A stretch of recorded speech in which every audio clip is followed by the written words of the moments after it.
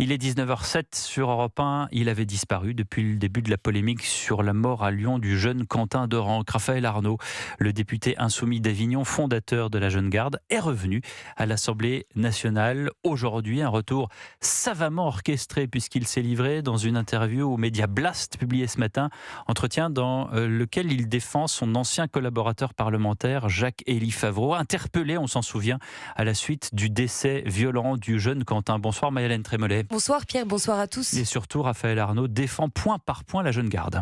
Oui, tirer des leçons de cet événement pour aller vers une lutte antifasciste saine, juste et efficace. Voilà la priorité de Raphaël Arnaud après avoir confirmé son retour. Le fait qu'aujourd'hui je décide de prendre la parole, c'est pour une raison évidente, c'est-à-dire de poursuivre mon mandat de député. L'élu triplement fiché est condamné pour violence volontaire défend avec ferveur une jeune garde qui l'érige en service d'ordre d'utilité publique. On partait du principe qu'il fallait lutter contre l'extrême droite à tous les étages. Parce qu'on a vu des néo-nazis investir l'Assemblée nationale, des identitaires. On s'est dit qu'il fallait que les antifascistes y soient. Même discours dans la rue. Lorsqu'ils mènent des attaques et des violences extrêmement dures dans la rue, il fallait être en capacité de proposer une réponse à ça. D'un ton ému, le militant insoumis brosse un tableau noir de Lyon dans lequel les antifas seraient le seul rempart à une extrême droite violente et des forces de l'ordre passives. Il y a de la violence qui se déchaîne, il n'y a pas d'intervention policière. Ça, à Lyon, c'était quotidien. Moi, j'aurais bien aimé que ça soit différent. C'est pas le cas. Tous ceux qui viennent nous donner des leçons là, dans leur salon institutionnel à Paris, qui viennent sur le terrain. Un plaidoyer remarqué pour la Jeune Garde à 2 jours de la contestation de sa dissolution devant le Conseil d'État. Merci Maëlène Trémollet du service politique d'Europe 1.